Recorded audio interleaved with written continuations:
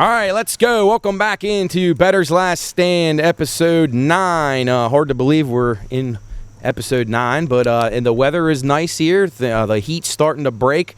Pine Room has been the place to be the last 2 weekends. We've had a lot of fun. Our Busch Light picks are 2-0 as the Steelers come through and cash for us with an outright victory. Our Generations Parlay compliments of Luke, Duplaga, Texas, and USC come through as well. We'll have Luke on a little bit later in the show to give us his picks for this week. Lots of good stuff going on here at the Pine Room. The PRP picks, though, 16 and 22. We were down about 4 units there. We had a couple of good plus money parlays that came through, but nothing great there. We just had a great time. It's been really fun. We had Busch Light. We had our pick last week come through. We had a lot of family in town as Kristen got inducted. Kristen Roberts, my cousin and Coach's niece, got inducted to the Hall of Fame at Wheeling Central. Just a ton going on here, Coach. Happy birthday, first of all. Yes, happy birthday. If you forgot it was your birthday, but I happy try to birthday. forget them now. Sometimes I forget how old I am. But Right. I'm a special wage now because I'm officially on Medicare now. So that's big time. people can figure that out. So still not feeling too bad, and I'm a little tired today, but I'll rebound, and sure. I'm pumped up for this show. Always look forward to this show. Was as you said, maybe I'm still recovering from the weekend because Yes. it was a Fun marathon. one. It was a fun. We had games on all day. We got a new TV, so we're now able to watch 8 games here in the Pine Room. So I don't think you can go anywhere around the valley and watch 8 or more games. Maybe out to TJ's or somewhere, but no outdoor venue, I would say. You won't have as much fun for minimal cost. For minimal cost. Yeah, and great food all the time. Great food, and it was just a lot of fun. Yeah. It was fun with Kristen, and watched a lot of football and had fun. So super we're ready time. to go, and hey, we're starting to crank up the college NFL. Some unbelievable games that were good, and some were good that were bad. Yeah, good, bad, ugly, in between. Yeah. Some major injuries that are still being diagnosed that we'll talk about here in the second half of the show. But want to send a shout out to one of our best listeners, Doug Ladd. Yeah, Duggar. He was here at the party on Saturday. He thoroughly enjoys the show. He's not a big gambler, but he does wager now and then. And he said he's starting to learn a lot of information from Bettor's Last Stand. So hopefully we can give him a few winners for this weekend. That's good. We were looking at the card. It's the matchup. Anytime there's a line on a game, it's a good weekend. Right. It doesn't matter. But as far as the matchups and the conference matchups, they're not real good this week. But as we said earlier, they'll start cranking up here. And in week. Well, this is officially week 3 of the. Yeah, this will be week 3. Yeah. It's actually week 4, but week the week still, 0. So anyway, we're going to dive into it, and thank you for everybody that's listening. We hope you're listening, and hope you're learning a little bit about the our end of it, the gambling end. And I've had a couple profitable weekends actually. Yeah, very good weekends. Not too bad. I actually did all right in the NFL. We're gonna talk all about the college football card. Go through some of the games that intrigue us this week, and go through a little bit of week 1, recap the NFL. As well as dive into that card. Lots of large spreads this week in the NFL. Some sharp money starting to show up. Some public money showing up on sides. We'll talk about that a little bit later in the show. We're going to talk about the college games first and foremost, and then in between the first and second segments, we'll have our buddy from Generations, Luke Duplaga, on to give his picks. Luke Doyle, your thoughts about the weekend? I know it was another tough one for you guys in the Irish household over there. I'm sorry about the loss. At the hands of the herd, but it was obviously a tough weekend, but just glad football's back. It was great to have NFL Sunday back and watch all these games, and fantasy actually. How'd you do in fantasy? Horrible. It was just a bad weekend. Terrible. Mark, how'd you do in fantasy? Terrible. Well, I'm in 2 leagues. I split out actually. Okay. I kept losing guys. I mean, it's unbelievable. You lost your kicker. My kicker got I've never seen a kicker sprain his ankle. I had Bucker, Bucker. Yeah, and then he comes back. He's out though. Yeah, I know he isn't going to play. He messed his ankle up pretty good. They probably shot him. It's incredible. Lose your kicker. How does that happen? Kicker, Keenan Allen, Elijah. Remember I gave on the picks that we'll talk about when we get to the NFL. One of mine, you can mark a loser already if you took Elijah Mitchell over 900.5 rushing yards for the season. Unless he has an absolute loser, he'd have to run for 200 yards a game when he comes back. Do you think the Bengals found a long snapper? Or? Jeez, I don't know, but I'm tired of the excuses. A lot of these teams, I'm sure we'll talk about as we go into this. But excuses. You got to be ready to play. It doesn't matter what happens. Everybody has injuries. Everybody has issues. You got to be able to rise up and figure out a way to win. But and a backup long snapper should be able to snap the ball 7 yards on the money. Jesus. In the NFL, I would hope. You got to have a backup long snapper that's very good, because there's chances that guy could get hurt. So, right. I'm with you, Matt. I'm tired of hearing about the injuries. The belly aching, just the coaches. It's become. I really do think the social media and then just the amount of media that are covering these games each week. The fact that every game's on TV. Just extra spotlight on the games, and everybody's got an excuse, whether it's Monday Night Football or any of several of the college games last week that were just bizarre endings. The Mountaineer game, just craziness. And I want to just, before we roll into this, with Marshall upsetting Notre Dame at Notre Dame, with Appalachian State upsetting A&M at A&M, and you made an amazing observation. You got a stat on and this is what I want to talk about a little bit.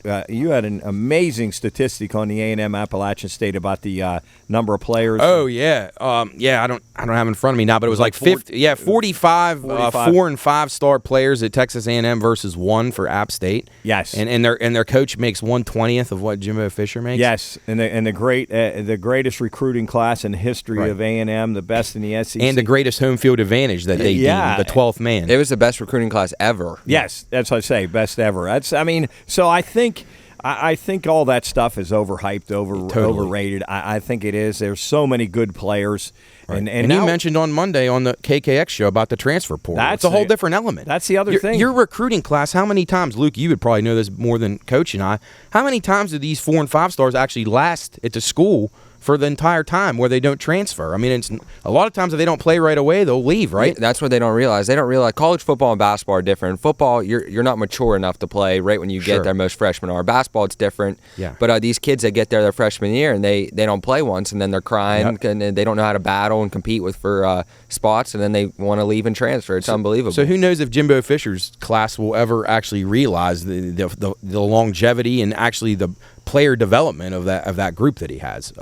But incredible win for App State, obviously. And honestly, I think before this season's over, now we're going to get into conference play, but you're going to see more upsets like that throughout the year. I just think these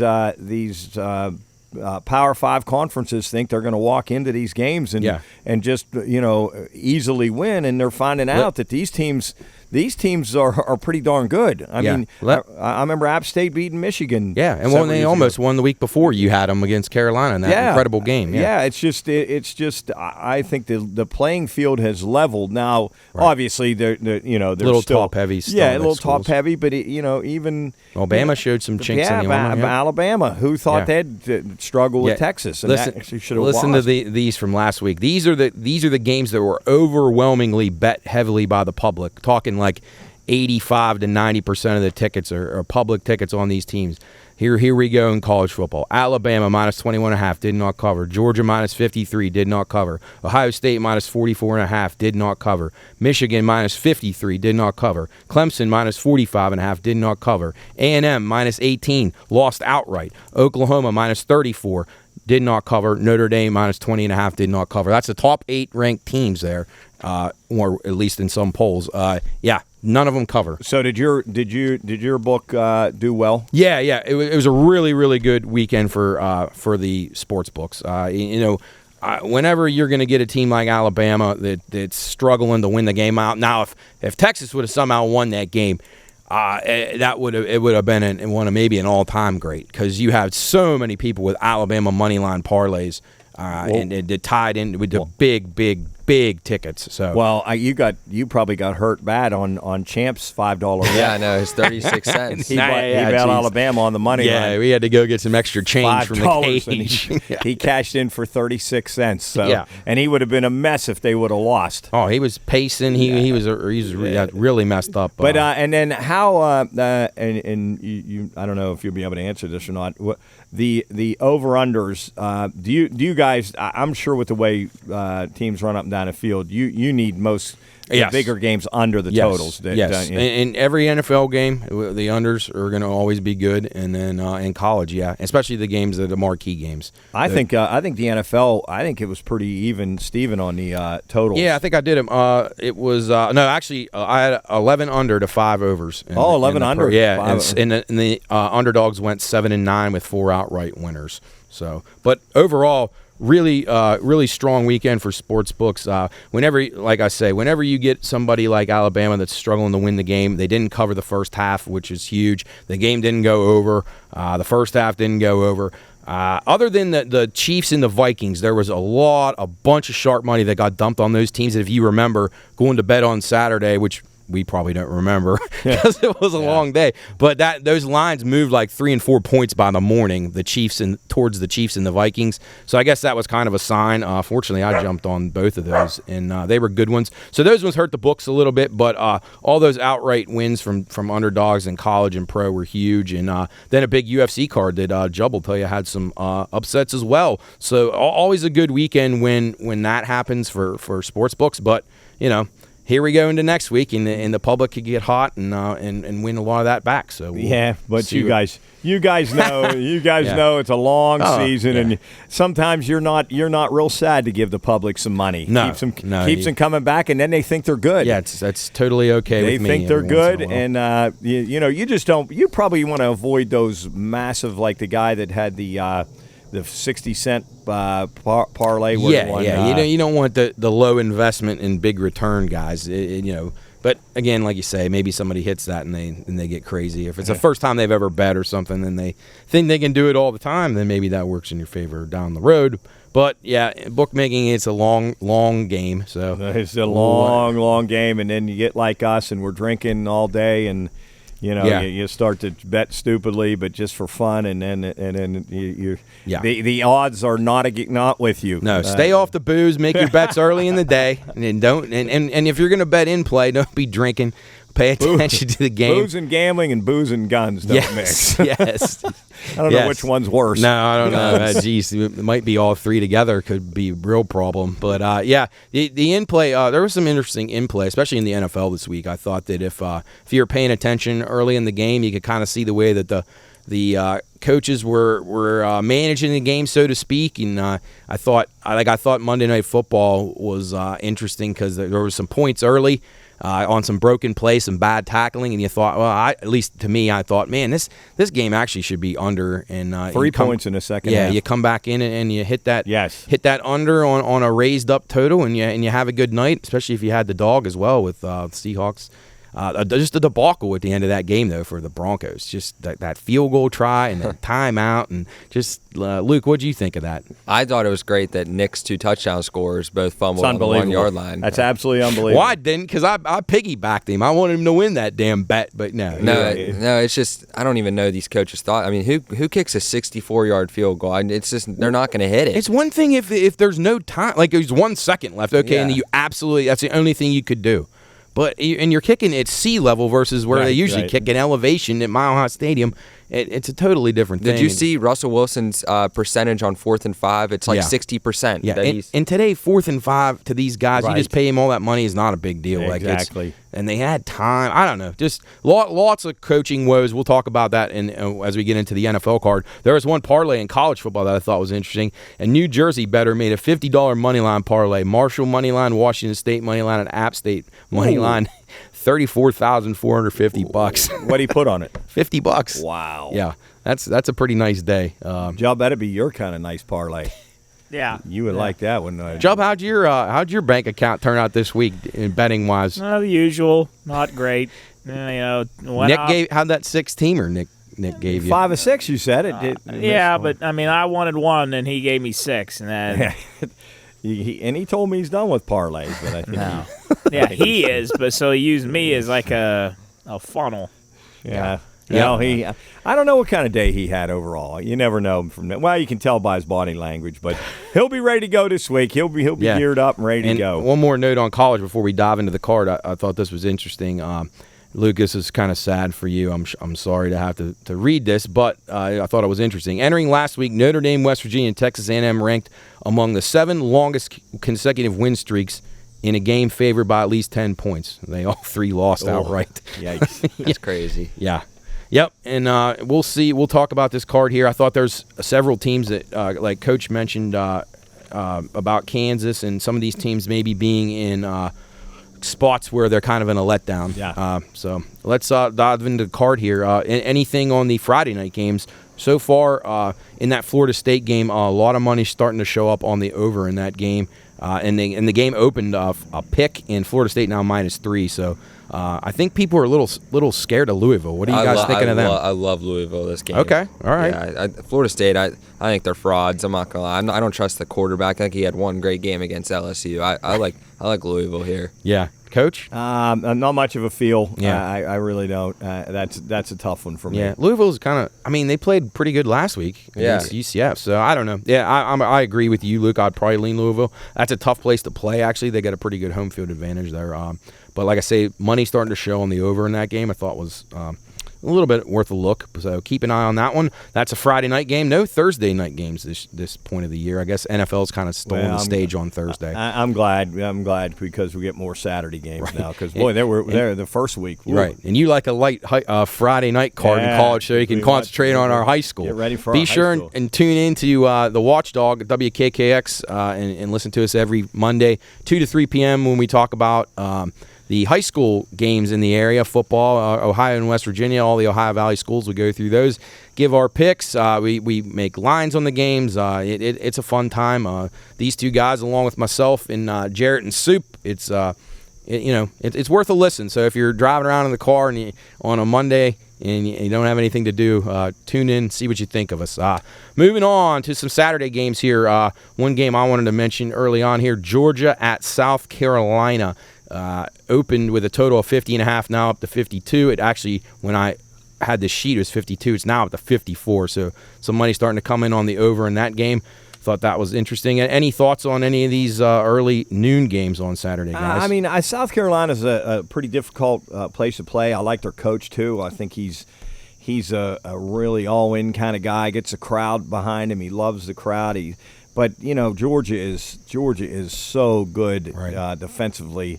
I don't know. I don't have much of a feel. I'd probably lean a tad towards South Carolina getting 24.5. Yeah, I think that half could be big there. Keep it above 24. I think that's just a tad too much, and I would definitely play South Carolina in that game. Luke, thoughts on that one?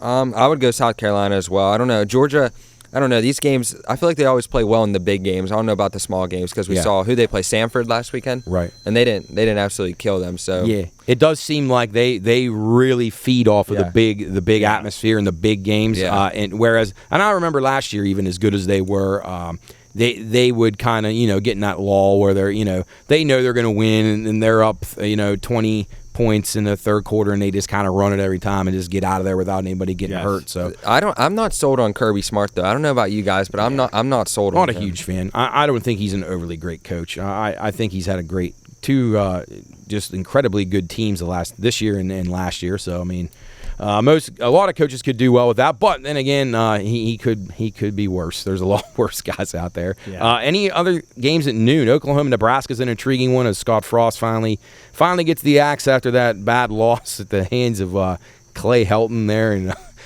actually at Nebraska, which is in Lincoln. It's just a terrible loss. Program like that is so proud. You kind of feel for them. And then they got Oklahoma coming to town, and Oklahoma's a team I'm not really sure about yet. Haven't played anybody really good yet. Luke, you got any thoughts on the Sooners or the Cornhuskers going forward? I love Oklahoma in this game, but I think Oklahoma is going to be really good, actually. I like Venables. Yeah. I've liked him when he was at Clemson as the defensive coordinator. Yeah. I think Oklahoma's been an offensive-minded team over there, just known in the Big 12, but I think he's going to bring that defensive-minded ball. to the Big 12 in Oklahoma, and I think that's really going to help them. I was intrigued by the total in this game. I thought it was a little bit high. Yeah, I think it's a little high too. I thought. I mean, I know Nebraska's been able to move the ball in their games, have been some high scoring, but I can see Venables flexing his muscles here and really shutting them down. But I could be wrong. I agree with you, Luke, though. I think Venables is a very good coach. I think he's got a bright future there at Oklahoma. I would lean under in that game. Definitely. I'm not really sure about where the spread is right now. You're getting some mixed monies on both sides there. Some people coming in and taking Nebraska off the coaching change. That's a popular play, but I'm not. I think I'm with Luke. I kind of think Oklahoma is probably the better team, so probably staying away from the side on that one. Yeah, I agree. Any other noon games? We got Texas State. I think Baylor bounces back. They might wax Texas State pretty good there, minus 29.5. I kind of like them a little bit. Don't love them. Then look, your Wolverines. They play another tough game. I'd probably take UConn, to be honest. I don't know if did they name a quarterback yet? No. I don't know what he's going to do. I have no idea. I would play as I did last week. I liked Michigan in the first half. Mm-hmm. They did not cover last week, but they covered in the first half. And I like them again this week. Harbaugh has a tendency to really go heavy, put the pedal down early. Right. I think they'll come out, and Connecticut is obviously very, very bad. I don't know what the first half total is. I was just trying to look it up. It's probably going to be around 31. Yeah, I would 31. think. But I would play Michigan over in the first half. That would be a good play for me, and that's what I think I'll play. I agree. Another game there at noon, Purdue at Syracuse. We were talking about this before the show started. Purdue's a team it's hard for me to trust them on the road. Syracuse has a good home field advantage. Thought maybe some points in this game. I don't know. Thoughts, guys? I picked Louisville against Syracuse in that first week. I thought Louisville would go in there and beat them, and Syracuse just manhandled them. You and I both had that game over the total. Yeah, gosh. And Syracuse scored 31, I believe, and we Louisville couldn't get it over the total. But I think there'll be some points in this game. Yeah, I agree. I would play this game over the total. I like it over the total. Luke, any thoughts on that one? I'd play the Purdue money line. Oh, okay. All right. I mean, Purdue's got a good roster. Quarterback, like the quarterback. Syracuse is starting to show some signs, though. Maybe the recruiting class that Babers got is actually legitimate. Moving on to some of the more midday games. Buffalo at Coastal Carolina. Sharp money showing on the over in this game. The spread, though, crazy here. Coastal opens 19 down to 14 now. You get a 5-point move there. That's interesting to me. Don't know what to make of that. Keep an eye on that one as you get closer to Saturday, see if it continues to drop. I haven't seen anything as far as player availability goes in that game. Not that it's a marquee game, but thought that was a little intriguing. Coach, your UCLA Bruins minus 13 now up to 16. They opened at 13. They're playing pretty well right now. Yeah, I like them. I like them at home. Given the 16 this week. I'm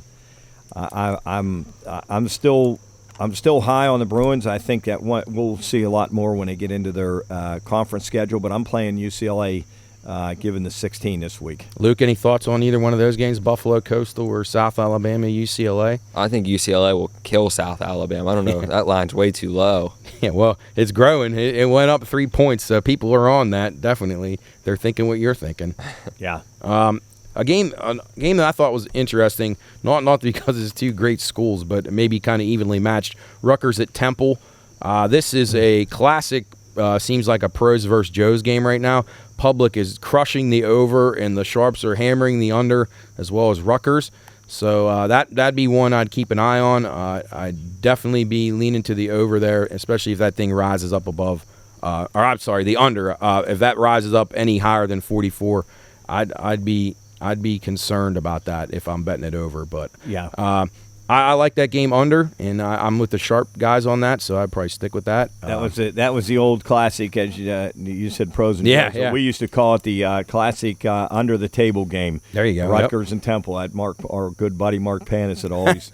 That was the old Big East rivalry, right? Yeah, Big East rival. That was a big under the table game. We used to really have fun with that game. Another game with a ton of movement early in the total. North Texas at UNLV.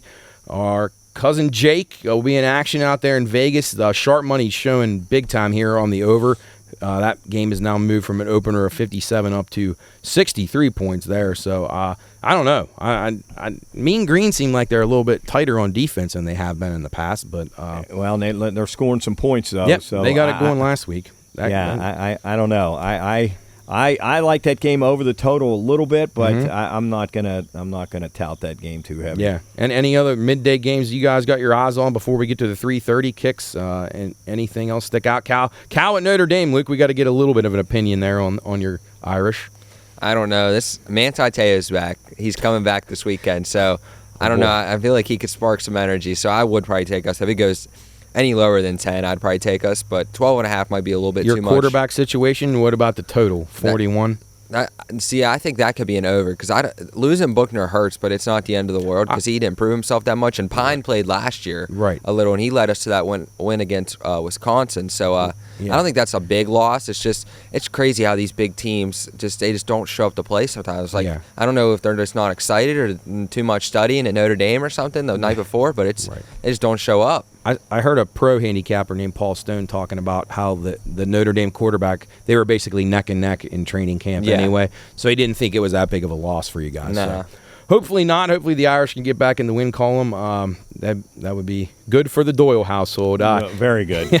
Very good. Kansas State at Tulane was another one, a little bit interesting. The public on Kansas State, but the sharp money is on Tulane, and it's dropped from an opener of 17 down to 14 there. So definitely want to keep an eye on that one as these lines move, and you see this sharp money coming in on that. You want to try to be on those sides because most of the time they'll probably be on the right side. So moving on to the 3:30 games, Coach. I know you got a pretty good opinion in the Penn State Auburn game. I like the game under. Where are you leaning there? I like the home dog there. I think Auburn will. I think Auburn will give them all they want and could actually win this game outright. I think I'm leaning heavy. One of my better plays of the day. Now I don't have any big 5 stars, but I do like Auburn catching the 3 points at home. Big game for Auburn. Their coach has been under some pressure. That'll be a really big one. Luke, what are your thoughts on that one?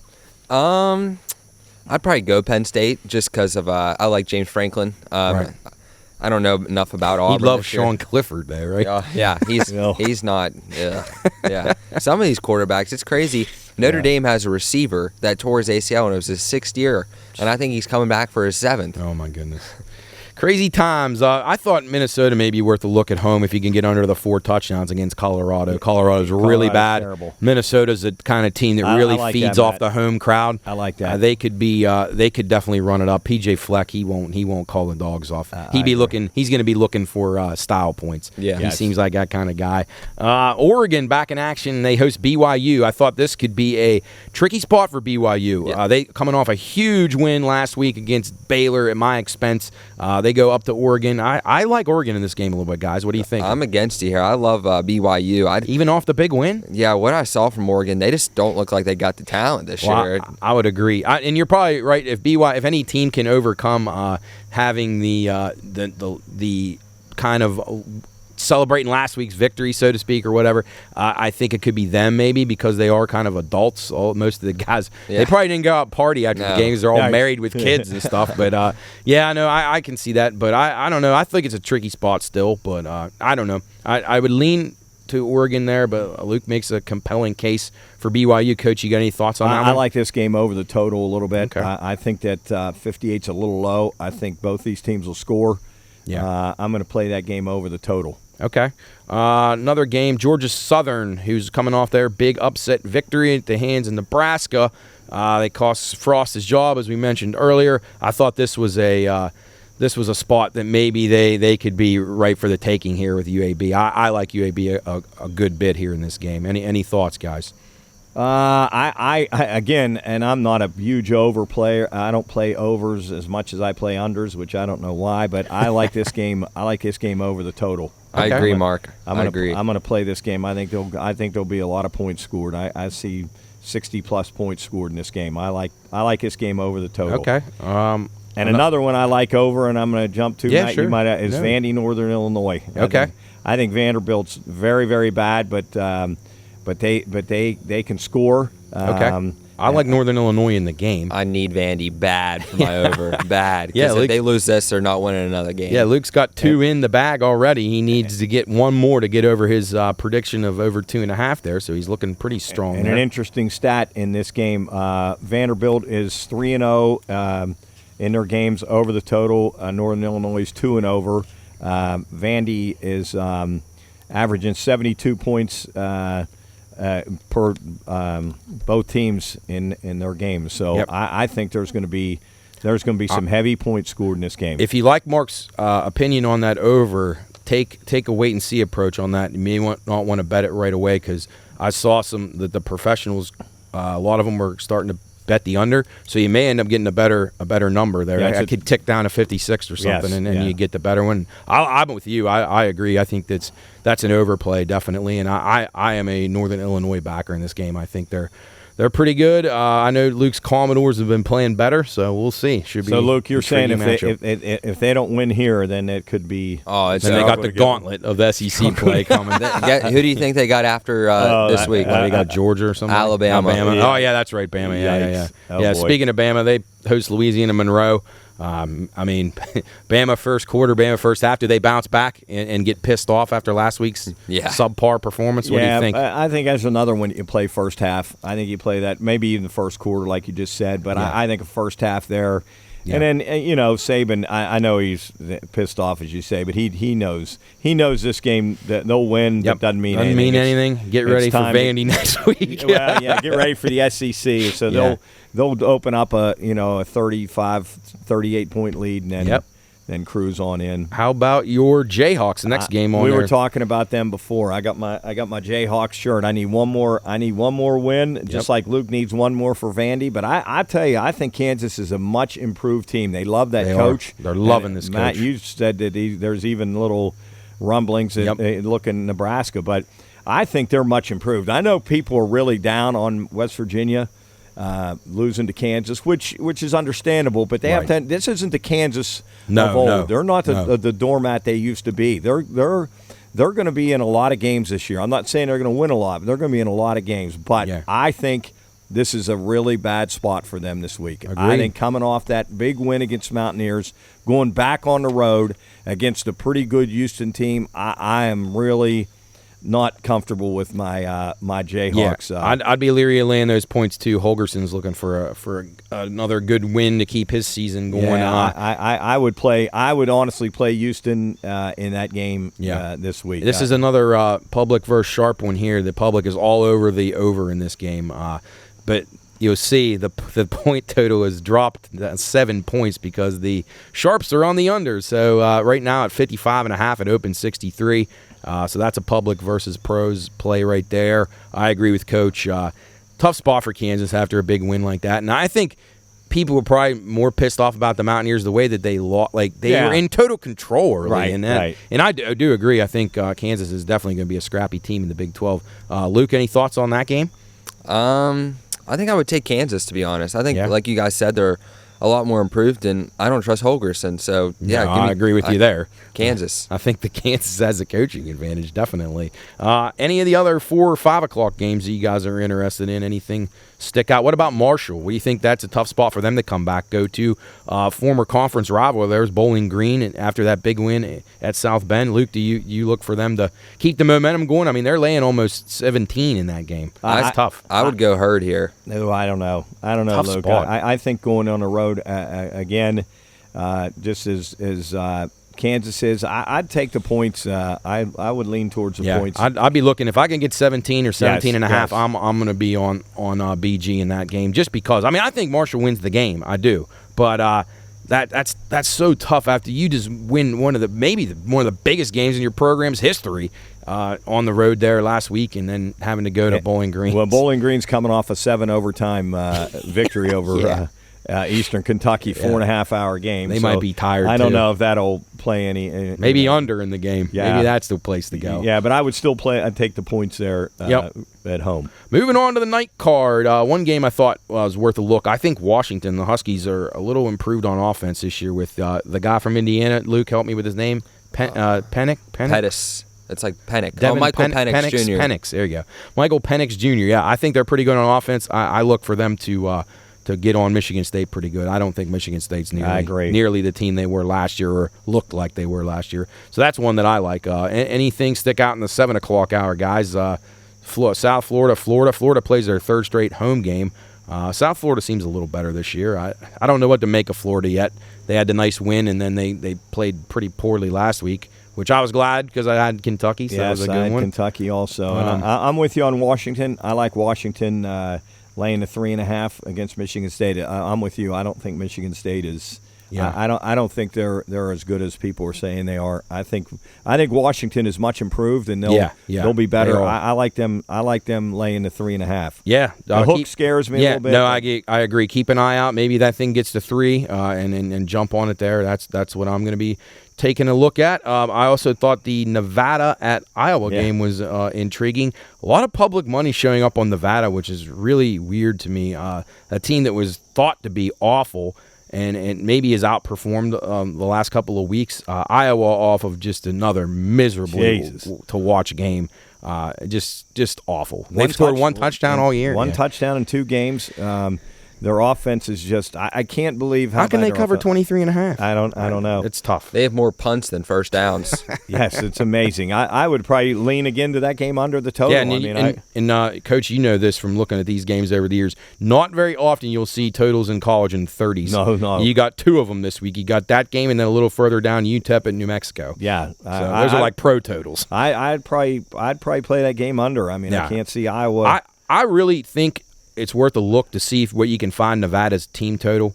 I'm not sure Nevada will score on this team. Yeah, right. Because Iowa's defense is very stout, and Nevada's offense is not good. I would take a look there. If you could get that in less than 17 or around 17 and try to bet that under, I think that's a decent bet. I'd take a shot. So I'm going to be checking that one out for sure. Another game, 7:30 hour, SMU at Maryland. This total is just flying upward, 69 up to 74 right now. So getting hammered to the over. SMU scores a lot. Maryland's got a good offense. Luke, you got any thoughts on that one? No, but one I did see here that I really like is Pitt -10. You like them? Yeah, I love in a them. redemption. Didn't they lose to Western Michigan last year at home? Oh, did they? Yeah, I believe they did. Oh, wow. Yeah, I believe they did. I could be wrong about that, but I think they did lose that game. So maybe revenge factor. Yes. Lots of money showing on the over in that game early on. Yes, it is a revenge game. Yes. Okay. I'm reading it right here. It is a revenge game. Yeah, I'm not sure what to make of Pitt yet. Exactly. Want to see them traveling here. That'd be worth a look, though. I don't know. They may stomp Western Michigan. I'm not really sure what Western Michigan has. I think they did lose a good bit from last year. Yeah, I'd like to know what Lauren Bettor's saying about her Fresno State Bulldog. Yeah, we'll reach back out to her and we're going to have to try to get her on the show. Maybe back with her maybe after this week. Yeah, once things start settling in and people get a routine, definitely want to do that. She was fun to have on. Yeah, so I'd like to know what they think about Fresno, what she thinks about her Bulldogs this week. Matt, I love your Hurricanes. Yeah, I would have liked this a lot more had we not, or had Texas A&M not lost last week. I was hoping they would just win, but I do think Miami is dangerous in this game. I think it's worth a play. Maybe the totals dropped from 49 to 44.5. Texas A&M offense has just been anemic, not as bad as Iowa, but pretty bad.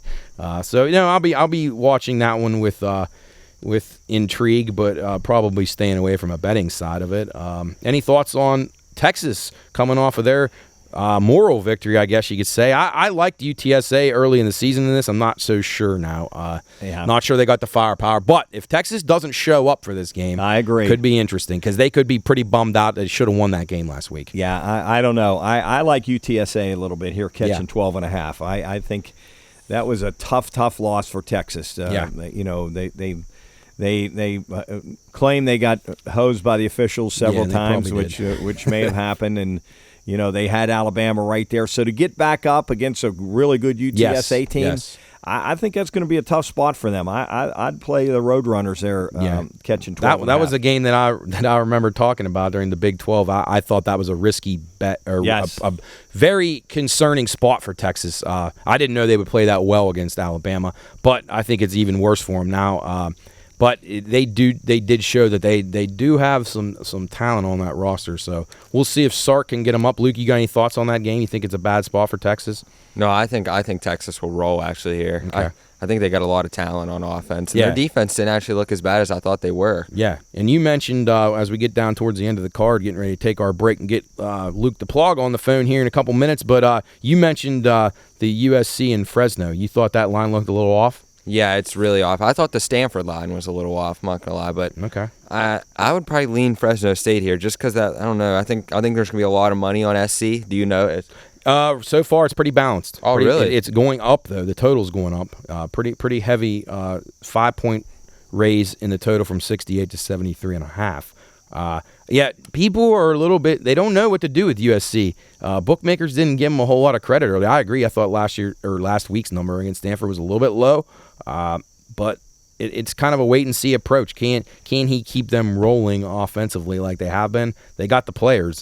Just a matter of how it's going to translate. Coach, any thoughts on that one? Fresno, USC? Again, I'd love to hear what Lauren the Bettor has to say. That's a pretty good matchup out there. I don't know. I'm with you guys. I think I'd take the points with the Bulldogs there. I'm with you, Luke. I think I'm going to play Fresno. Probably won't be up to watch it, but somebody will text me. I'm saying Job will be watching, right, Job? Somebody will text me at 2 in the morning. Sleep over with Champ. So yeah. Hey, folks out there, if you have any plays when you see any pick, text us, email us your picks. Contact at the you like them, you don't like them. You like our picks, you don't like them, you like something else. Give us your opinion. We'd love to hear it. Yeah, if there's any games you want us to break down week 3, send it to us. We'll be happy to talk in depth about it. Luke knows all these players on these teams. Coach and I have seen every which way a number can be placed, so we'll give you a good rundown of what's going on. And Job is just a guru when it comes to college football. So you got everything you need here to discuss and break these games down. It's always fun. We love doing this. It kind of. I feel like, Coach, I think it helps us actually in our betting a little bit. Yeah, it does. It's helped me a little bit. You start hearing other people's points of view. Yeah. So far, we've got off to a decent start. I've gotten off to a surprisingly good start. It hasn't been like Custer's last stand here. Just Bettor's last stand. Now, I've gotten off to a bad start this week betting against the Pirates. I was an idiot and bet on the Reds, and that's put me in a hole early on. So we talked before the show. You need the Pirates to lose. They need to go 12-8 now the rest of the way out to beat you to beat me. But okay. They got the Yankees twice and the Mets 4 times and the Cardinals. But they still have to play the Reds again, and the Reds just swept the Reds 4 straight. Yeah. So. Okay. There's a couple other things I wanted to bring up in baseball. We'll talk about after the break. We're going to get Luke Duplaga on the phone here and get his Generations pick of the week. He swept the board last week with Texas and USC, and he's off to a hot start. And we will be right back with Luke here on Bettor's Last Stand.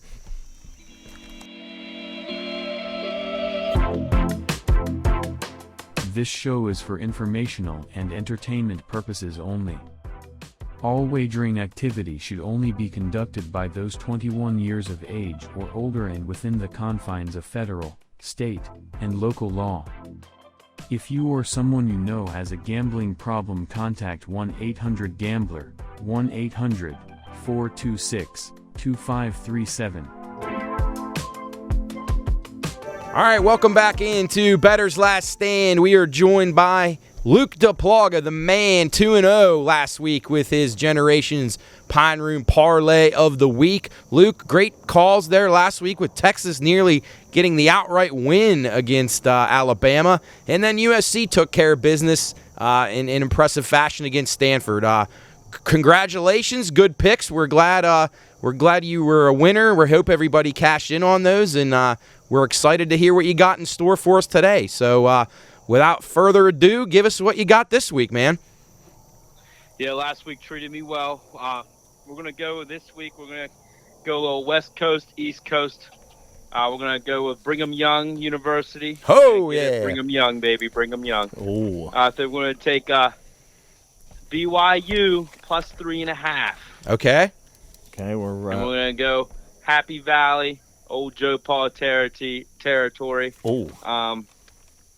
Minus 3.5 down in the Southern Eastern Conference versus Auburn. You're taking the Nittany Lions minus 3, and you're taking the BYU Cougars. And what is that? They're line? plus 3.5. Plus 3.5. Well, any reasoning on either one of those games, Luke? I like Penn State because the quarterback, he's been there a while, and I think they have a lot of experience on the offensive side of the ball, and they need a big win going into the stretch. They got Michigan before they play Ohio State, so they got some pretty big games, and going in later this season, they need confidence. So I think this is a big game. I think they're going to be really hungry for it. BYU is playing a very overrated Oregon team, in my opinion. I think Oregon's been overrated, as we saw in the beginning of the year. Yep. So I think BYU might win by 2 touchdowns. I just think that line is easy. All right, awesome.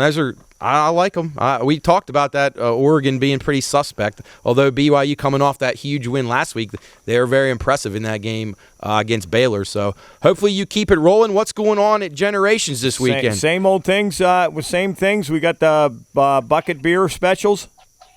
Yes, we want $16 buckets of beer. We got wings and pierogies tonight. We got burger night tomorrow, featuring our Pine Room Burger, of course. Yeah. Sloppy and tasty, baby. Yeah. And Friday's always a nice little entree, and then Saturday and Sunday is wings and pierogies for football with $16 buckets of beer. Awesome. Come on out. What kind of crowd did you have for the weekend NFL, the first NFL weekend? Did you get many people in? Packed. Good. Packed. Great. I was cooking nonstop. I left the kitchen when the Raiders came on, but we were packed. They had me back there 24/7. Ticket after ticket was coming in. Hey, how did the Mountaineer Burger go over?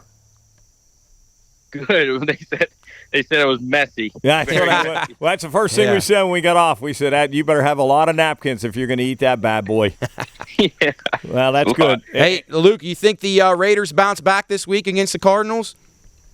They have to. Yes. You know, I mean, Derek Carr, he plays like a little kid ever since he broke his leg. Yeah. I mean, we're diehard Raider fans, and me and my dad, we are not sold on Carr. We don't know why. We understand they want to keep him with Devontae Adams, blah, blah, blah, best friends, teammates. Yeah. But those interceptions were just lousy. I mean, he threw the 3 interceptions straight to these guys. I mean, we can't do that. Yeah, by year 9, he should be cleaning it up a little bit like that. Yeah, I agree with you. Yeah, I mean, week 1, you're playing a division rival. You know their system. You've played them. You played that coach now 2 years in a row. Right. Staley over there. And but I'm shocked where you're still in the game again. I will say that. And our offensive line is very, very average. I mean, we got a rookie for playing from Ohio State. I mean, he was average at Ohio State, in my opinion. I mean, so we're working on that. But other than that, if we can just stay in games and Derek can finish the games, we'll turn out well. All right. Well, thanks for joining us, buddy. We appreciate it. Good luck to you this week. Again, Luke's picks, BYU plus 3.5 and Penn State on the road minus 3.5. Should be a fun weekend.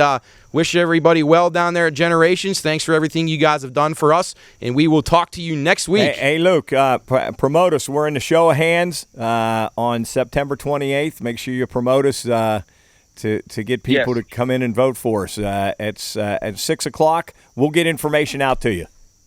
Yeah, send me over some stuff. We'll get it out. No problem. Awesome. Thanks, Luke. Talk to you soon, man. All right, buddy. See you. Thanks, guys. Got it. Let's go. Bye-bye.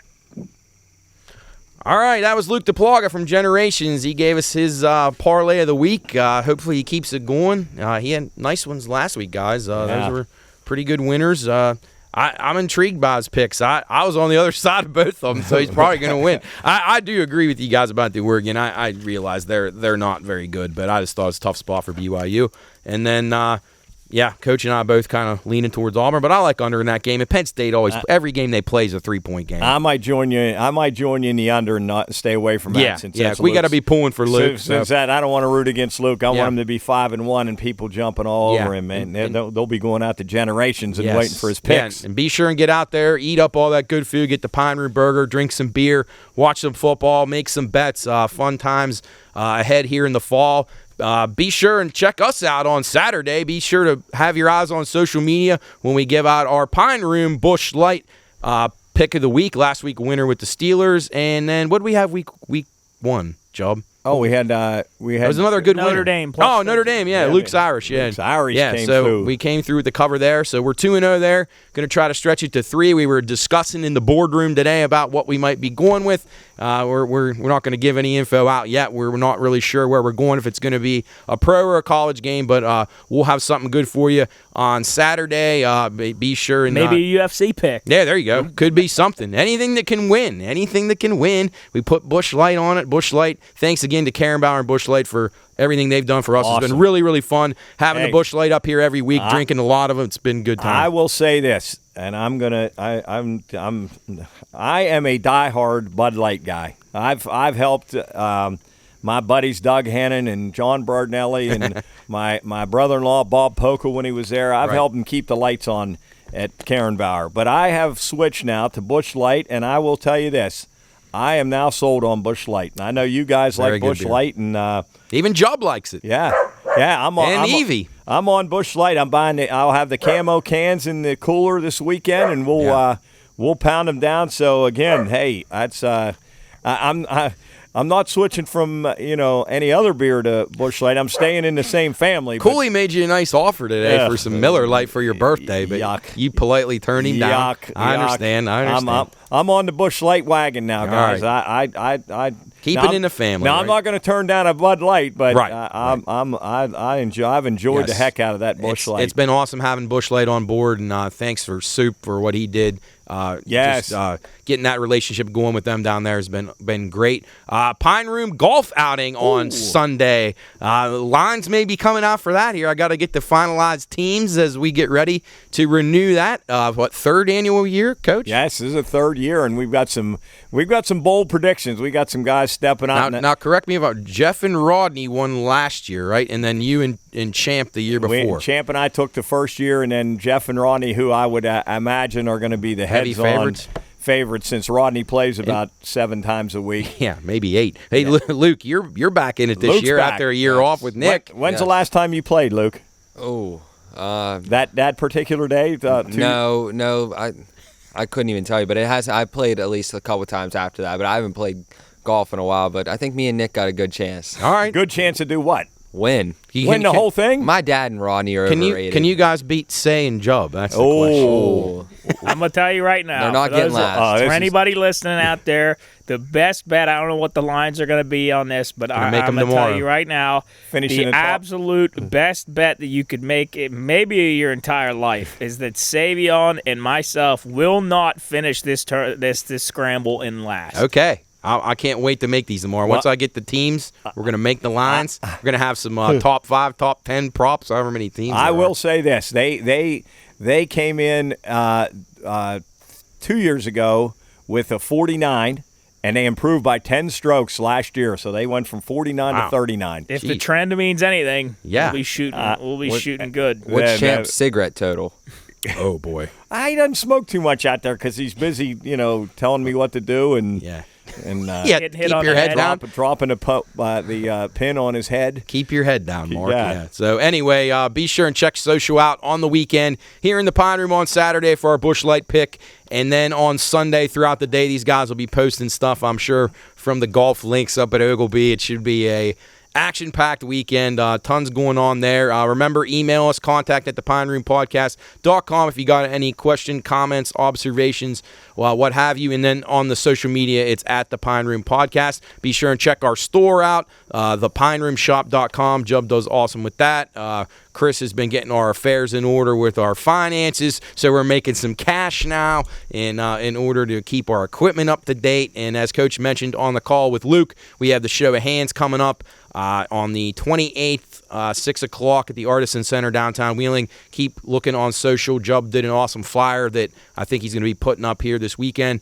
Great stuff there. So come on out and support us.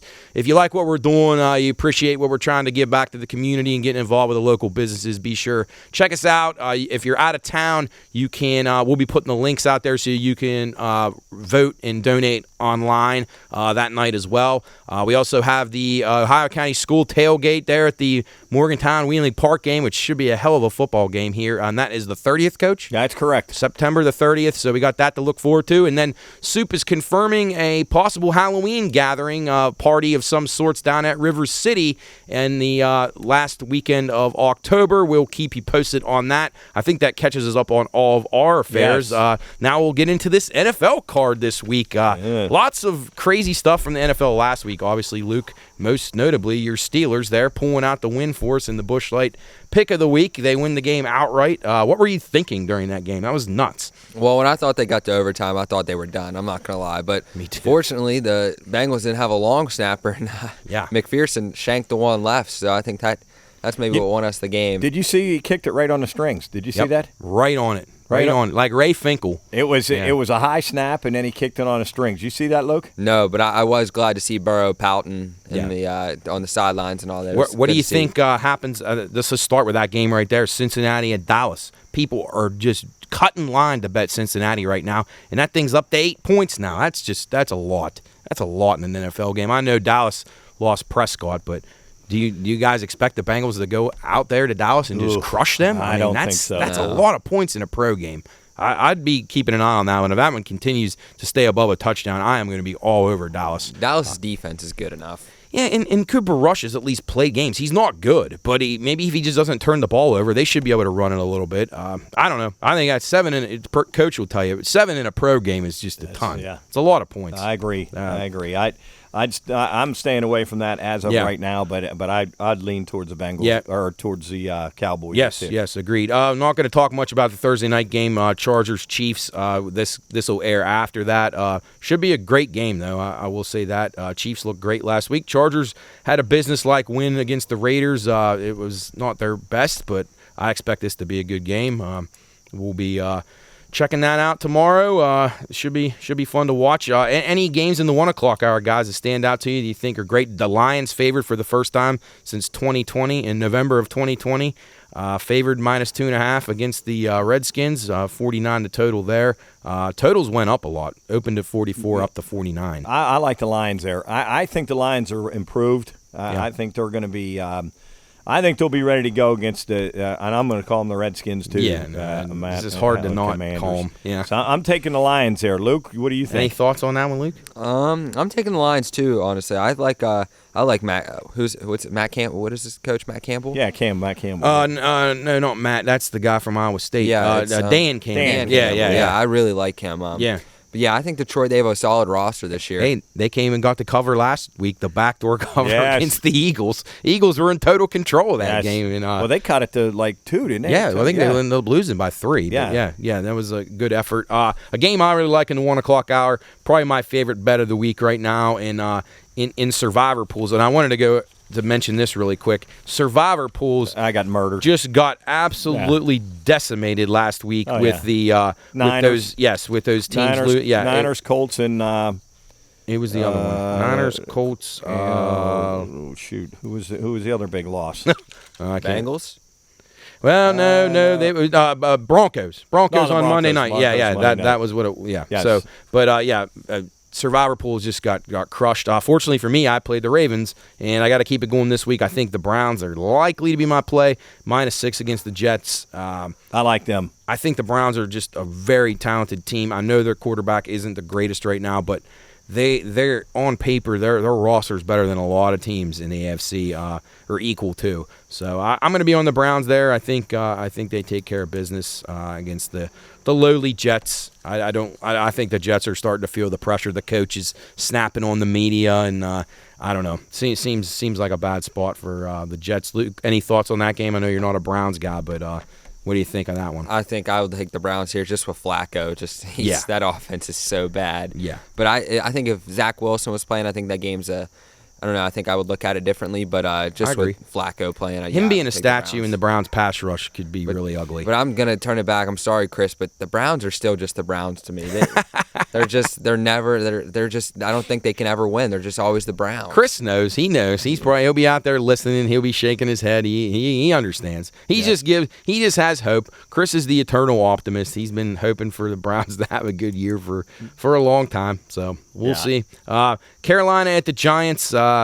Giants off a great win last week. Love Carolina against Tennessee, and you're on Carolina. I'm not sold on the Giants. Carolina. No, I'm not either, and I never want to bet them. I did end up doing it last week. I said I wasn't going to, but I did. Now, I don't know. Baker Mayfield bounced back. He was horrible in that game against the Browns. A couple broken plays is the only reason they scored. Yeah, and I took Saquon Barkley in our fantasy league just on a flyer. And, and turned out pretty good. Yeah, but I don't. They're not going to be able to run the ball like that. No, I agree. Luke has him over in yards and touchdowns. He had 164 and a touchdown last week, so off to a pretty good start in that regard. I had Jerry Jeudy, and it was my AFC West play of the year. Over 900.5 yards. He had 100, so if Jerry can have 8 more games of that, it will be in good shape. But long way to go. It's still early on. Another 1 o'clock game. Indianapolis visits Jacksonville. Says Jags. When are they going to get a big win, like a landmark victory? This could be the week. They did it last year against them. Boy, Colts. I don't know. Colts. You think so? Yeah. I don't know. I thought Matt Ryan looked just feeble and terrible last week, and I thought they were fortunate to tie. So, I don't know. Colts have a better team, but still don't feel great about that. I'll probably play the Jags just for Savion. Yeah, Say will be here. Say's going to shoot his lowest score ever on the golf course, and then the Jags are going to win. Yeah, it could be a big day for him. Moving on to the other games at 1 o'clock, Miami at Baltimore. This should be a pretty good game. Baltimore didn't play their best, but they played the Jets, and Miami looked pretty impressive against a Patriots team that's starting to show some signs of maybe they've lost it. Luke, so. you're a Tua liker, aren't you? I am. I do like Tua. You think they can go on the road here in Baltimore? That'd be a big win for them. No, I really do. I'm not sold on Baltimore's offense at all. I think that corners that they got with Xavier Howard, I don't think Byron Jones is playing right now, but just they have a really good young defense. So yeah, I think they'll shut. They're actually really fast. They got a good linebacker and defensive. And they cover the tight end. That'll be the key to the game. If he didn't do much last week, but I do like a big week with Mark Andrews this week. Yep. And Baltimore's the kind of team that doesn't cover very often in games like this. They may win a field goal game right here. I'd probably play the Dolphins. Yeah, if you can get the hook, I can see that. Yeah, I agree 100%. I would take the Dolphins getting the 3.5. All right, Cooley's Bucks visit the Saints. The Saints have owned Brady since he's been a Buccaneer. Bucks minus 2.5 on the road. Opened up at 4, down to 2.5 now. Totals dropped from 47 down to 44.5. I don't know. New Orleans was a mixed bag. They looked awful in the first half. They looked pretty good in the second half. And Tampa, I thought, was a very business-like performance. They weren't great, but they were good enough, and they stomped Dallas. Any thoughts on this game? I like the Saints at home. Okay. I like Tampa. Do you like Tampa, Luke? Yeah. Okay. I'm taking the Saints at home, catching the 2.5. I think. Right. And if you like Coach's side, I'd be looking to hopefully you can get the 3, 3.5. And if you like Luke, get it on that 2.5. It's crazy, though, with this Buccaneers receiver group. You're going to have a really good secondary to shut this down. Well, they lost Godwin now again, right? He's out. For a while? Yeah, a couple weeks at least. But Gage is improving, and Julio Jones looked like he was 10 years ago. Yeah, we'll see how long it keeps up. He looked great. They're doing jet sweeps with him and stuff. Right, it's crazy. Yeah. Yep, he looked very rejuvenated. So good for him. It does help, doesn't it? Isn't it amazing? A change of scenery, and you get with Tom Brady, and then all of a sudden your legs feel a little bit fresher, and you feel alive. I mean, that's pretty cool. Yeah. All right, on to a big game. New England visiting the Pittsburgh Steelers. Steelers off an incredibly crazy win. Mike Tomlin dancing in the locker room after the game like he won the Super Bowl. I don't know about that one. But New England, a very poor performance in Miami, which they've been doing a lot lately in the recent years. They've struggled in that heat early in the season. At Miami, right now, New England, a 1.5-point road favorite. The public is betting the Steelers in massive numbers right now, which would scare me. I don't think New England was impressive at all. I think the Steelers got a lot of injury issues, though. Luke, what do you think? I would take New England if New England was at home, but being this at whatever the field we're calling it, Heinz. We're calling it Heinz. Yeah.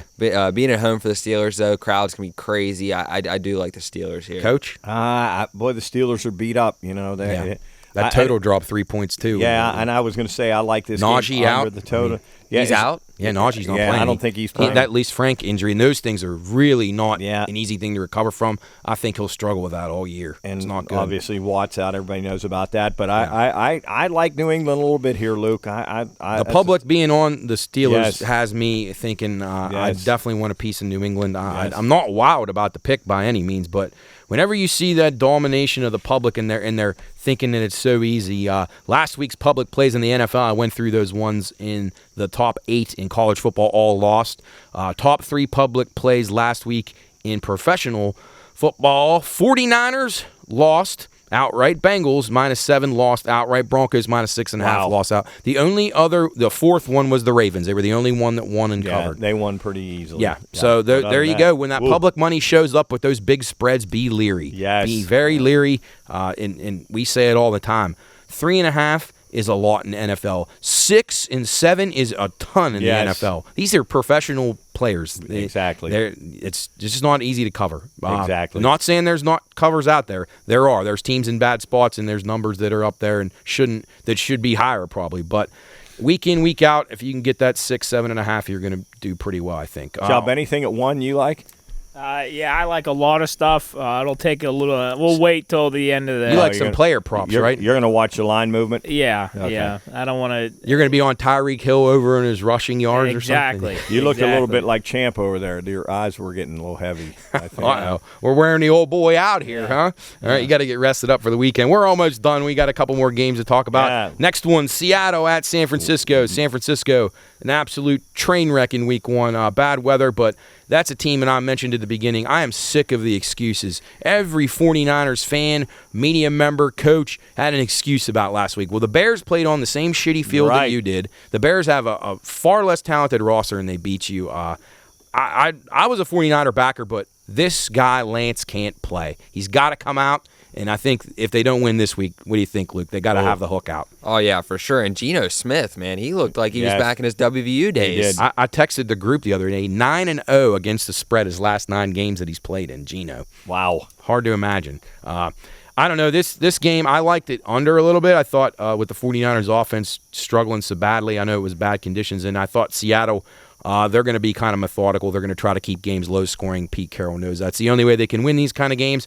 The number's getting out of hand now. It's up to 10. Started at 7.5. That's just too many points for me right now. If Lance plays, I would have to lean Seattle, but I like the under. Any thoughts on this one, Coach? Boy, I'm passing on this game. Okay. Not much of that a makes feel sense. either way. I get it. It's a lot of uncertainty in that game, definitely. Next game, Atlanta at the Rams. Rams looking to bounce back after an ugly performance, but the Bills are very good, so I think they could. This could be a get-well spot for them. They've played Atlanta pretty well over the years. A lot of money coming in on the under right away here, so that could be interesting. The line now, Rams -10.5.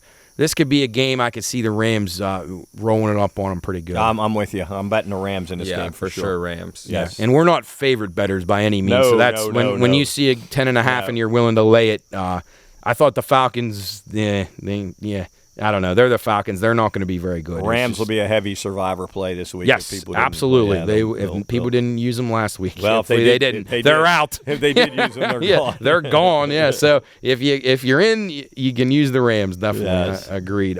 Cardinals at Raiders. We talked to Luke Duplaga about this pick. He thinks this is a must-win for the Raiders. I agree. The Cardinals were one of the least impressive teams to me on Sunday. Kyler Murray looked like he didn't even want to be out there.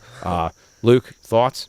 I actually didn't really get to see much of this game, but I know, I don't know. I watched a little bit of the Raiders, but I'm not sold on either of these teams, to be honest. I agree with you. Yeah, but I'd probably take the Raiders here, but I could see the Cardinals. I mean, NFL is just so crazy. These teams, they can show up. I'm a little worried about that number, though. The Raiders just opened to 2.5, it's up to 5.5 now. If that gets any higher, I would have to bet the Cardinals or pass. But, Coach, you wild about either one of these teams? My play in the AFC West, the NFC West, was Arizona under 9 regular season wins, and I love that play now. Yes. Well, you got off to a great start. I love that play now. I think that's going to be a great play, and I'm playing the Raiders this week. I'm playing the Raiders to cover the 5.5. All right, Chubb, you're on your Raiders, baby. Ooh. Are you ready? Just win. Right. All right. On to the next one. Houston Texans, who gave a valiant effort in their tie against the Colts, and they visit the Denver Broncos, who are pretty disappointing. I thought Denver just looked like a team who didn't really have everything in sync. I thought their coach let them down at the end there, as we talked about, with the crazy field goal try when you got Russell Wilson. You have him for a reason. I know, Coach, I know you're a big Russell Wilson guy. Do you think the Broncos – I think Houston's going to be a battling team this year. That's a lot of points. Agreed. But do the Broncos bounce back, Coach? I know. I'm with you guys. I think the Texans are a team that's going to cover a lot. I agree. They're not a very good team, but they're going to win some people some money. And the interesting thing is their power rating all year will be low, and they're going to be getting double digits and over a touchdown almost every week, and it's really not indicative of their team. They seem to play very hard. Yes. The quarterback's not bad. They got a couple of Rex Burkhead, and they got that rookie running back. Pierce. Yes, he's pretty good. And I mean, they got a few guys. Yes. I agree with you. I think they're a cover team. You start getting a score and a half with them, I'll be jumping on them. On to that game we mentioned a little bit, Cincinnati and Dallas. I'm on Dallas in this game, assuming everything stays the way it is right now. A touchdown, I'll take the Cowboys. Guys? I'm playing that game under. I already put it in. Okay. I'm playing that game under 43. All right. Joe Burrow get back on the saddle and play good, Luke? No. He hates Joe Burrow. I hate him. Yeah. I'm not wild about him either. On to my favorite play. This is probably my second favorite. I don't know. I'm kind of tied. I'm seesawing back and forth on this. I really like the Packers first, and then I realized the Browns played the Jets. So I think Green Bay is going to win this game by at least 17 here against the Bears. They're laying 9.5 at home. Rodgers seems to own the Bears, and public money all over the Bears here early, which is a great sign. I'm very, very excited to bet this game. Green Bay. Give me Green Bay. I think if you can stay away from the 10, keep it at 9.5. That's a nice number.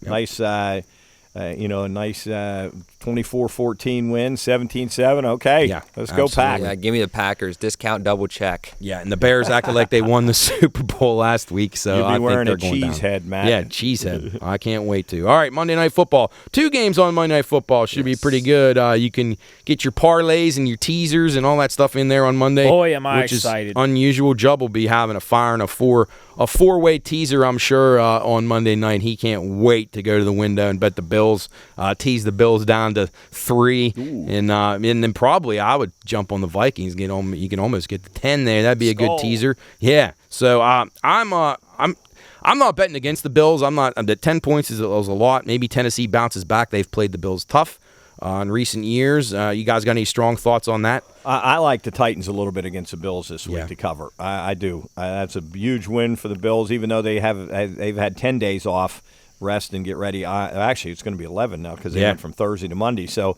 but I'm still taking the Titans. I think they'll be able to run the football a little bit, and I like them getting 10. Yeah, Luke? Yeah, Titans here. I think the Titans have the perfect offense for that good Bills defense. They're going to ground and pound. Yes. Yeah, keep the ball, possess the ball, not give the Bills possessions. I agree. I think this is a game I think the Bills still win, but I think it's very tight. I think it's a 3 to 5 point game.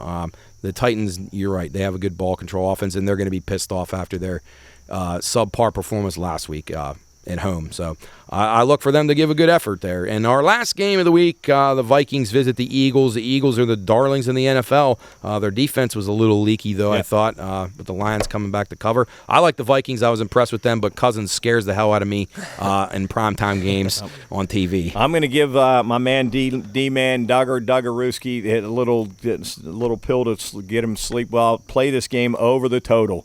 Okay. Over 50.5. I love this game over the total. Both these teams are going to throw it. I like Jalen Hurts. I think he's got a ton of weapons. Two good offenses. And the Vikings they can run the ball. Dalvin and Madison, a great tandem there. Yep. And Dalvin can catch too. I think it's going to be a shootout. And Justin Jefferson looked like maybe the offensive player of the year in week 1. So Duggar, put that one in the bank. You'll wake up Tuesday morning and make a couple extra meatball hoagies. Luke, where are you going in this game? I'm going Eagles here. I just think the Eagles added a lot of secondary with that Gardner Johnson from the Saints just a couple weeks ago. Then they got, they have Darius Slay, obviously, and Bradbury. And I think that secondary. Yeah, Bradbury had a pick 6 last week. Yeah, I think they'll be able to shut down that good receiving core for the Vikings. So I would take the Eagles here. Yep. Okay. Awesome. All right. Well, hey Matt, I think one thing you ought to let the public know, just in case, this Thursday night game, it's on Amazon Prime. Yes, you might want to tell people just because people are going to look for it on NFL. And it was a huge concern to me at my place of business. whether we were going to be able to show these games. And fortunately, DirecTV and Amazon worked that out. I know we mentioned on the podcast a couple of weeks ago. We talked that at length. It was a definite concern because they want you to buy this and have it in your house, and that prohibits places like mine to be able to show it, restaurants, bars, casinos, those types of places. So when you have a sports book and you can't show a game, it's never a good thing. Fortunately, they got it worked out. If you aren't able to get it at your house, you're not going to get it on your cable or your local bar on any of the cable systems. You actually have to have Amazon Prime. If you have a business account at your bar or restaurant, you will be able to get it on the Amazon channel that they have added to the DirecTV package, so that's a good thing. But be aware, and if you are looking for places to go to watch it, I mean, you can always come over to the Wheeling Island Casino. We will have it on over there. You might want to call ahead to the bar you're thinking about going to see if they're going to have it on. Yes, absolutely call ahead. I know you probably this has probably happened to you last night when you're watching this show if it comes out Friday, but every week going forward on Thursday night, Amazon's where it's at. So be aware. If you have questions about how to find it, if you aren't certain about it, please email us. Contact at the Pine Room Podcast. I'll help you out any way that I can. I dealt with DirecTV and Amazon a lot trying to get the business account established for us, and thank goodness it's happened. So, yes, good point, Coach. Definitely.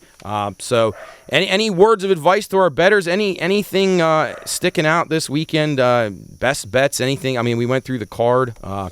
I don't know. Be aware. Check out our actually, there's one thing I wanted to talk to you guys about really quick before we wrap up. The AL and NL Cy Young Awards. There was two intriguing picks to me. I think Framber Valdez for the Astros is on the board right now at 100-1. Now, you got Cease has been pretty good. Verlander's hurt. McClanahan's hurt. Ohtani's not going to win it, I don't think. I thought Framber Valdez at 100-1 was a ridiculous number right now. He's 15-5. He's on a really good team. He's been probably their best pitcher other than Verlander. I think people take a peek at that if you're intrigued by it. I thought it was worth a shot. And in the National League, I thought Kyle Wright for the Braves, who became the first 18-game winner in baseball last night, 250-1 he is on the board right now for the Cy Young. So I don't know if you guys have any thoughts about Cy Young, or I think the MVPs are pretty much locked up with Goldschmidt and Judge. Yes. So not a ton of intrigue there. Anything else on the weekend? Coach, you playing any golf this week or any? No, I haven't looked at the golf too much. Yeah, with football, I'm. I know. Main focus. Yeah. So no, I'm. Just going to settle in. Tonight. This week is not a real strong card for me as far as good feels. I've had 2 real good weeks, but I'll be out there betting them. Good luck to you folks. Stay within your means.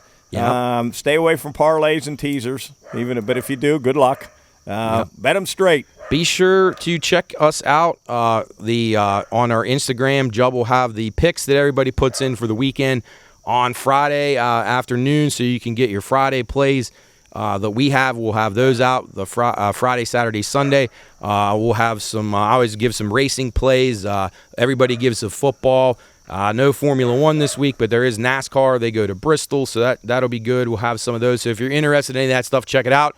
AFL finals this weekend. I gave Geelong Cats out to win the grand final a few weeks ago. Still jump on them. They're still plus money right now to win it. They play Brisbane on the weekend. So there's actually two games I like there. So Geelong, I like. If you parlay these, I think they're worth taking a look at. If you play Geelong on the money line and bet the game over, you get plus 150 return. And then in the second game, the Sydney Swans. I think these would be tight games. I wouldn't play the spreads. And I play the Sydney Swans money line with that game under 164.5, and that's a plus 170 value. So those are AFL playoffs. They're really fun. If you're up in the middle of the night really late or something, check them out on Fox. It's actually a really fun game. I think you enjoy it. I've been reading that as Geelong for the longest time. Yeah, they actually go Geelong. Geelong Cats. Rob, you got any plays? I got nothing I know for sure. I'll study the rest of this week. Okay. Well, check back with Jub on Friday. Thanks again for joining us here on Bettor's Last Stand, episode 9. It was a great time. Thanks for you guys being with us,